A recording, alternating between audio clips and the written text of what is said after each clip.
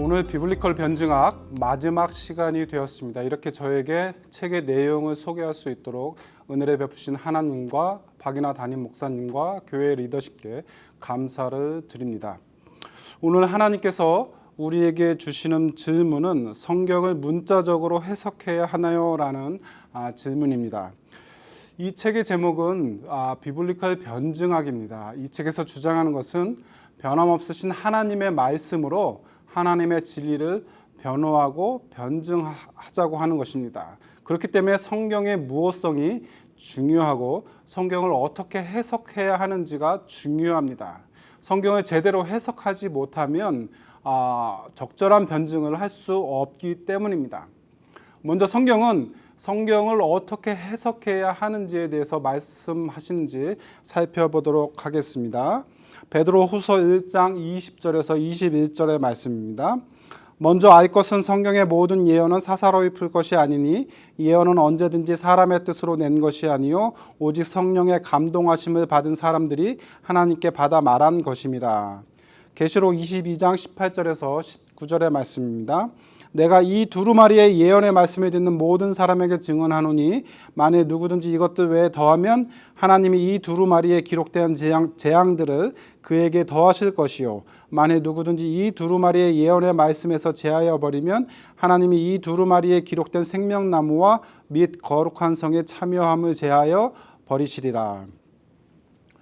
많은 사람들은 성경을 어떻게 해석해야 하는지에 대해서 궁금해합니다. 이에 대해서 성경은 기본적으로 문자로 구성이 되어 있기 때문에 문자적으로 해석해야 한다고 대답할 수가 있습니다.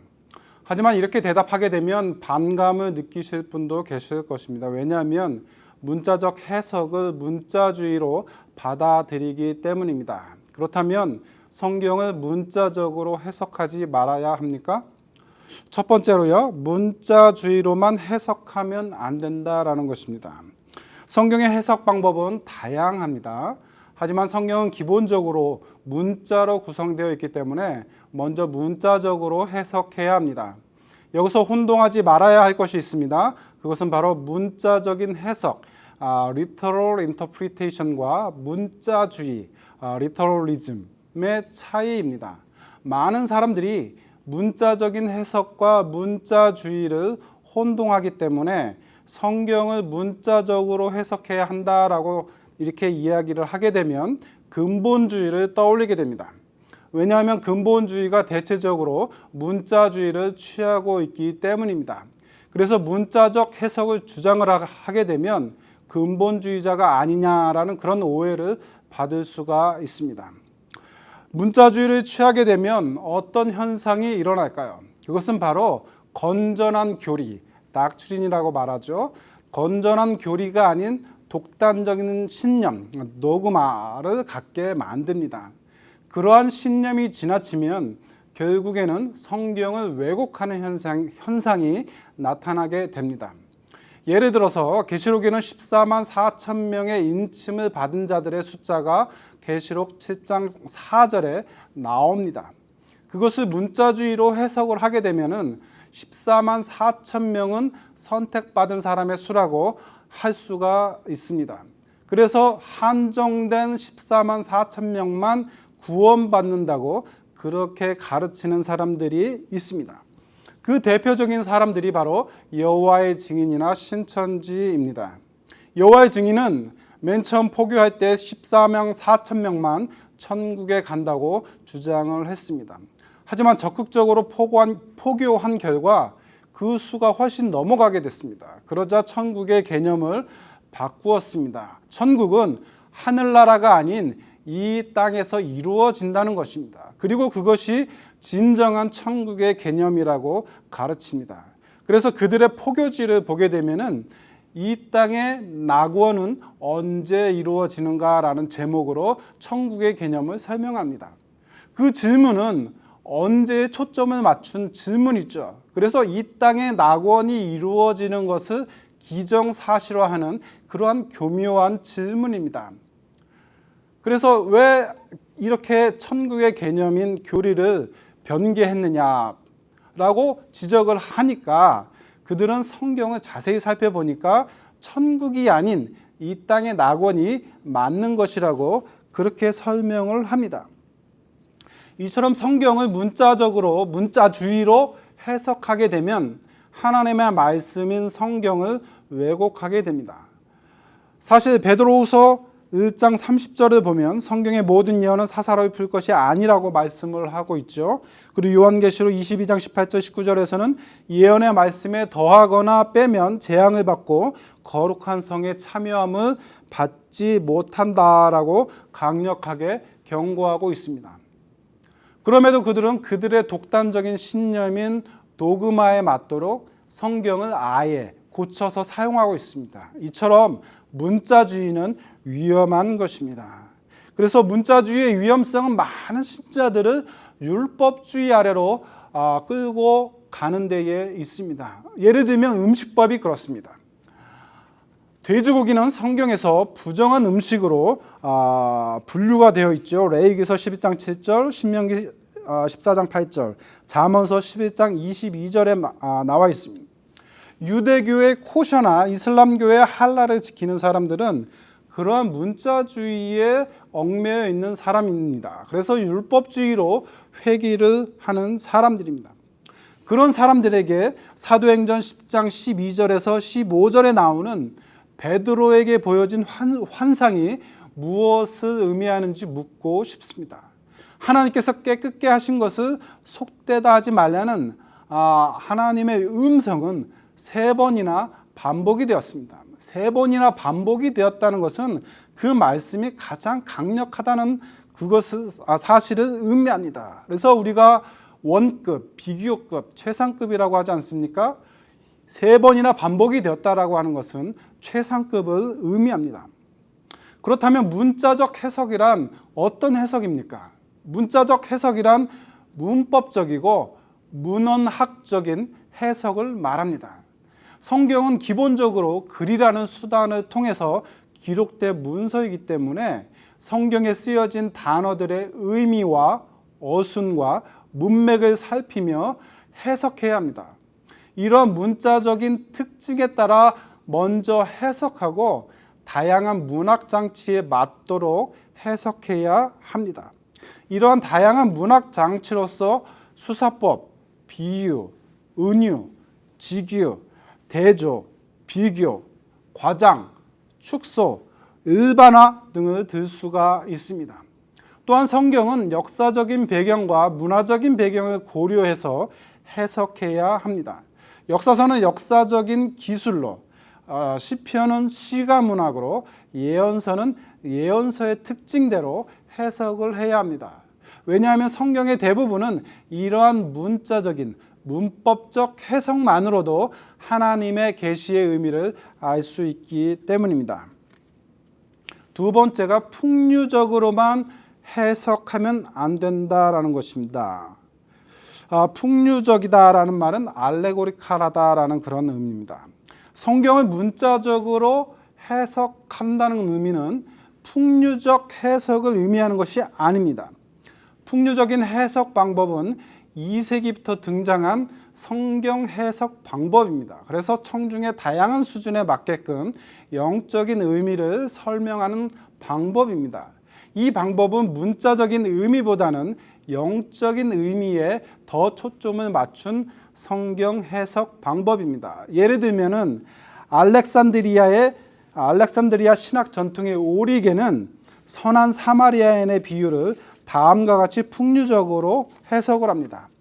강도 만난 사람은 아담이며 예루살렘이 하늘인 것처럼 여행자가 강도 만나 다친 곳은 세상이다. 강도는 사람의 적이며 마귀와 사람의 앞잡이이다.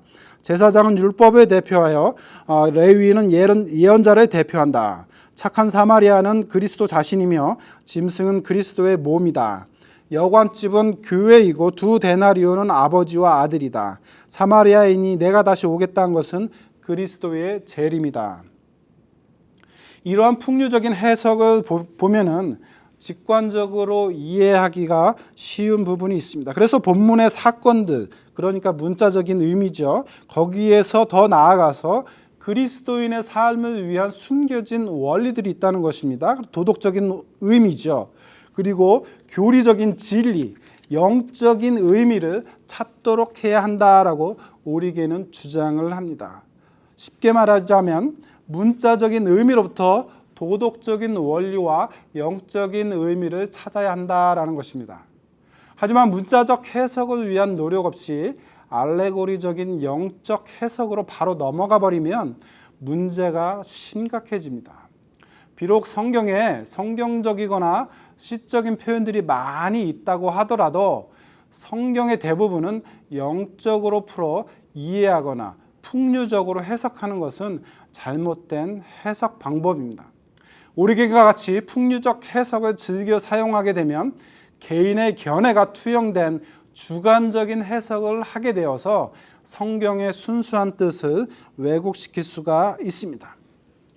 예를 들어서 가톨릭 교회에서는 16세기 트리엔트 공의회 이후에 풍류적인 성경 해석 방법을 통해서 새로운 교리들을 만들어냈습니다. 특히 19세기에는 하나님의 어머니, 평생 동정녀, 원죄 없는 잉태, 성모 승천과 같은 마리아론을 교리로 규정했습니다. 가톨릭이 생각하는 마리아는 피조물 중에 최고의 존재라고 할 수가 있겠습니다. 즉 죄 없으신 예수님의 어머니가 될 정도라면 원죄가 있어서는 안 된다고 해석을 합니다. 그래서 마리아를 원죄가 없는 사람이라고 가르치죠. 원죄가 없으니까 원죄의 결과인 죽음의 부패에서 벗어날 수 있게 되고 지상에서의 생활을 마친 다음에는 그 영혼도 몸도 하늘나라에 올림을 받았다라고 해석합니다. 즉 성모가 승천했다라고 가르칩니다. 또한 십자가에 달리신 예수님께서 사도 요한에게 이분이 내 어머니시다라고 했을 때에 성모 마리아는 그리스도의 의지와 은총으로 모든 인류의 영적인 모친이 되었다라고 그렇게 해석을 합니다. 이처럼 문자적 해석이 없는 풍류적 해석은 매우 위험하다는 것을 알아야 합니다. 성경은 모든 사람이 죄를 범했다고 말씀하고 있습니다. 그리고 마리아가 원죄가 없다고 말씀하고 있지 않습니다. 그리고 모든 인류의 영적 모친이라는 사상도 가르치고 있지 않습니다. 더군다나 성모 마리아가 승천했다고 말씀하고 있지 않습니다. 가톨릭은 자신들의 교회가 개신교의 어머니 교회라고 말합니다. 하지만 그렇게 말하려고 한다면 성경을 풍류적으로 해석해서는 안 된다는 것을 알아야 합니다.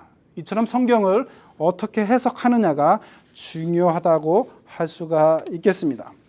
세 번째가 역사 비평, historical criticism으로만 해석하면 안 된다라는 것입니다.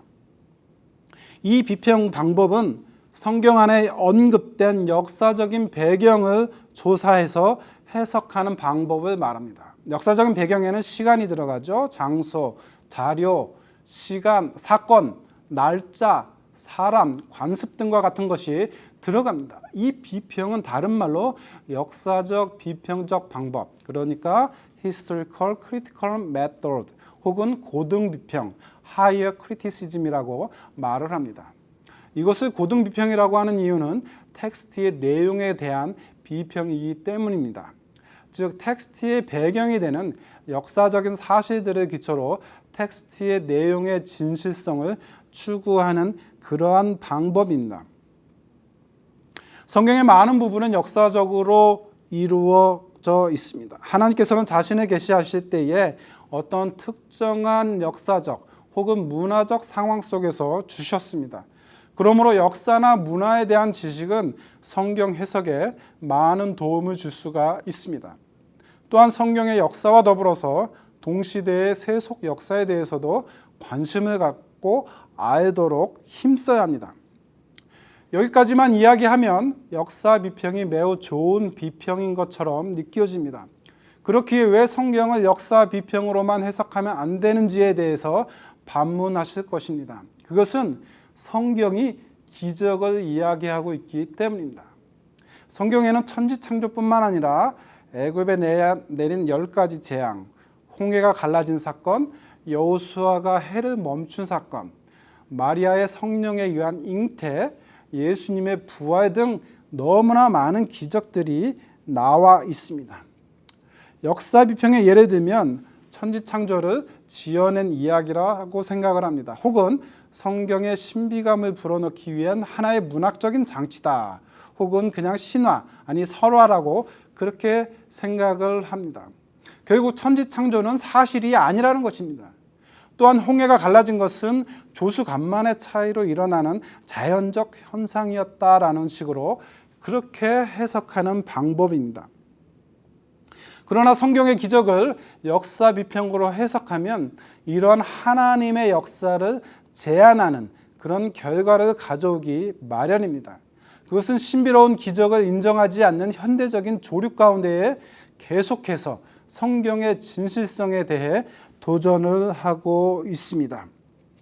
그러므로 성경을 역사 비평의 방법으로만 해석하면 안 됩니다. 하나님은 자연이나 사람이나 동물이나 자연의 법칙을 거스리는 기적들을 다양한 방법들을 통해서 역사하실 수 있는 그런 전능하신 하나님입니다. 그러므로 성경을 문자적으로 해석할 때 역사 비평으로 해석하는지를 주의할 필요가 있습니다. 네 번째가 본문 비평, 텍스트 크리티시즘 혹은 자료 비평, 소스 크리티시즘으로만 해석하면 안 된다라는 것입니다. 본문 비평 혹은 자료 비평은 사본에서 텍스트의 변형이 얼마나 일어났는가라는 것을 판단하기 위해서 본문을 비평하는 그런 해석 방법입니다. 그래서 이러한 언어학 및 문학 비평의 한 분야라고 할 수가 있는데요. 이 비평을 하등 비평, lower criticism이라고 하는 이유가 있습니다. 그것은 텍스트의 내용보다는 텍스트를 담고 있는 자료의 신뢰성에 대한 비평이기 때문에 그렇습니다. 즉 사본이 사본으로서 얼마나 신뢰가 있는지를 비평하는 해석 방법입니다. 이러한 비평이 생기는 이유는 원본의 부재에서 일어납니다. 안타깝게도 성경의 원본은 찾을 수 없거나 어떤 사본이 진짜 원본인지를 알 수가 없습니다. 또한 한 사본이 얼마나 정확한지 알기 어렵습니다. 성경 무어성에 의해서 성경의 원본은 오류가 없지만 그것을 사본으로 옮기면서 텍스트의 변형이 생길 수가 있습니다. 왜냐하면 그것을 손으로 필사했기 때문입니다. 특히 구약의 경우 그것을 필사하는 서기관들의 우발적인 필사 오류나 본문에 대한 부주의 때문에 오류가 발생할 수가 있습니다. 또한 신약의 경우에는 필사하는 사람들의 신학적인 혹은 교리적인 이유 때문에 오류가 생길 수가 있습니다. 그러므로 본문의 배경에 대한 역사 연구, 고대 번역본들에 대한 연구, 그 다음에 사본이나 역본들의 비교 연구, 필사상의 오류 분류 및 수정 등을 통해서 원래의 본문을 확인해내는 작업이 본문 비평, 자료 비평의 역할이라고 할 수가 있습니다. 여기까지만 이야기하게 되면 본문 비평이나 자료 비평이 매우 좋은 비평인 것처럼 느껴집니다. 그래서 왜 본문 비평, 자료 비평으로 해석하면 안 되는지에 대해서 반문하실 것입니다. 물론 본문 비평을 통해서 성경의 원본을 추적하고자 하는 그런 노력을 폄하하려는 것은 아닙니다. 그러한 노력의 결과 문서의 내용이 길수록 또한 시대가 오래될수록 그 다음에 많이 필사될수록 사본 간의 차이가 생길 가능성이 크다는 점을 발견하게 되었습니다. 그러한 노력은 지속되어야 하고 칭찬받아 마땅합니다. 하지만 성경을 본문 비평이나 자료 비평으로만 해석하면 다음과 같은 문제들을 경험할 수밖에 없습니다. 사본에 생긴 인간적인 실수들이 크게 느껴지게 되고 또 원본에 대한 의심이 생길 수가 있고 연구자들의 개인적인 견해에 따른 잘못된 확신, 그 다음에 성경의 무호성에 대한 의심이 확대되는 등등 많은 문제들을 만날 수가 있습니다. 이러한 문제들은 성경은 하나님의 말씀이 아닌 하나님의 말씀을 포함하고 있는 문서다라고 생각하게 만듭니다. 심한 경우에는요, 자유주의 신학으로 빠져버리거나 나쁘게는 신앙을 잃어버리게 됩니다. 자유주의 신학이 이러한 비평에서 나왔다는 것은 누구도 부인할 수 없는 주지의 사실입니다. 이러한 자유주의 신학에 빠지면 낙태와 동성애의 옹호, 또한 종교 다원주의적인 경향, 또한 정통교회를 포기한 교회 연합운동, 말씀을 벗어난 은사운동, 잘못된 선교 개념 등과 같은 심각한 문제를 일으킵니다. 그러므로 성경을 문자적으로 해석할 때 본문 비평이나 자료 비평으로 해석하는지를 주의할 필요가 있겠습니다. 오늘의 말씀을 정리해 보도록 하겠습니다. 성경은 문자주의나 풍류적인 해석, 역사 비평이나 혹은 본문 비평, 혹은 자료 비평으로 해석하지 않도록 노력해야 합니다. 성경을 내가 가지고 있는 어떤 확신이나 비평학적인 견해에 의해서 해석하는 것은 매우 위험한 일입니다.